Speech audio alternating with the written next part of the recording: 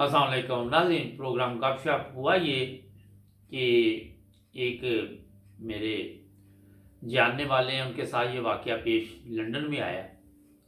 कुछ अर्सा पहले की बात है ये कि वो कोई दोस्त थे, वो जर्मनी से इंग्लैंड शिफ्ट हुए, तो उन्होंने कहीं पैसे जो है वो चेंज करवाने थे।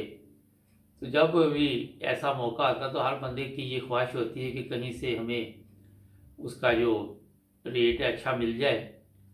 तो ये भी इनके साथ ये वाक़या पेश आया। और ये जनाब जब इन्होंने पता किया तो सेंट्रल लंदन में जो उन्होंने बताया कि हम ये रेट देंगे, वो बड़ा अच्छा था। तो ये वहाँ पे चले गए। वहाँ जाके तो पहले लोकल भी इन्होंने पूछा, मगर इन्हें ऐसा लगा कि वहाँ पे बेहतर कीमत मिल रही है जो हम चेंज कर रहे हैं। और वजह भी ये थी कि रकम काफ़ी थी, तकरीबन 25,000 यूरो था। और आप देखें कि जब थोड़ा सा भी फ़र्क पड़ जाए तो इतनी बड़ी रकम पे काफ़ी फ़र्क पड़ जाता है। तो ये जनाब फिर वहाँ गए सेंट्रल लंदन। सेंट्रल लंदन से नॉर्मल इन्होंने पैसे जो है वो चेंज किए, यूरो दिए, पाउंड लिए। और वहाँ से जब ये रवाना हुए तो इनको नहीं इलम के पीछे कोई गाड़ी जो इनका पीछा कर रही है। तो वो जनाब अब पैसे जो थे, दो बंदे थे, जो एक कार चला रहा था, एक साथ बैठा हुआ था, तो उसने अपने पाँव में रखे हुए थे।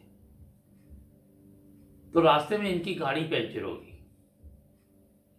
बड़ी हैरानगी कि ये क्या हुआ। बहरहाल इनके पास स्टेपनी थी, जो एक्स्ट्रा टायर होता है, वो तब्दील किया।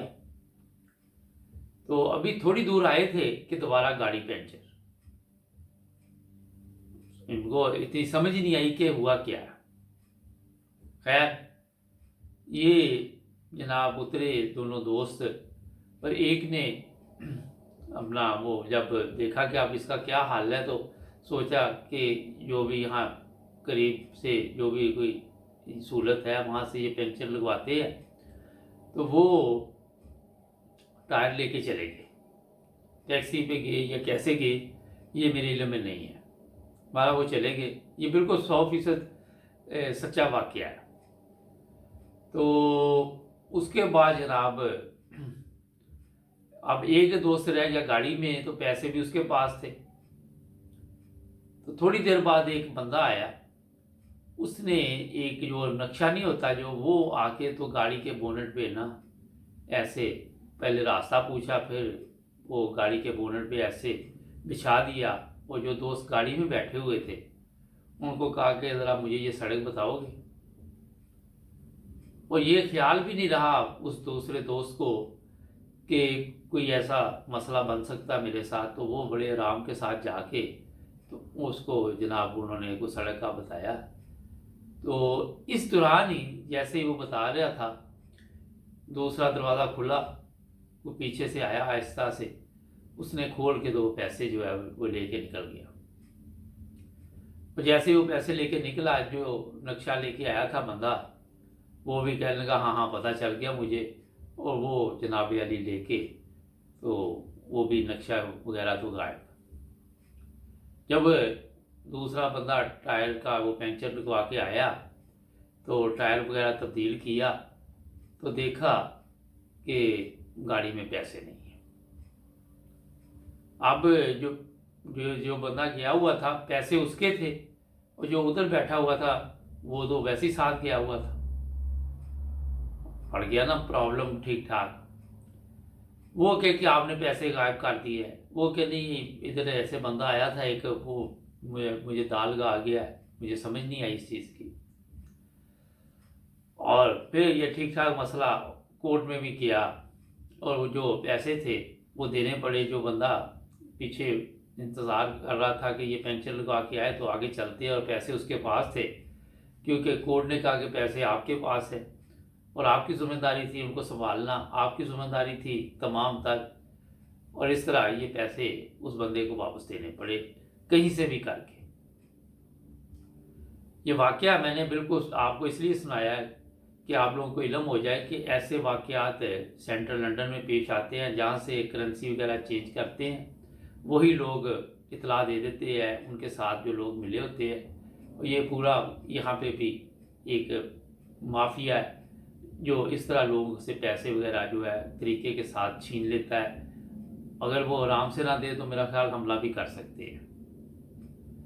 تو جہاں بھی کبھی پیسے کا معاملہ ہے بڑی احتیاط کرنی چاہیے، اور کبھی ایسا موقع ہو تو ایک تو لالچ زیادہ نہیں کرنا چاہیے، میں اس لیے آپ کو یہ بتا رہا ہوں. دوسرا، اگر آپ کے پاس کوئی بڑی رقم ہے تو وہ تھوڑے تھوڑے پیسے کر کے آپ لے کے جائیں اور اس کو چینج کروائیں، ایک دن میں نہ کروائیں.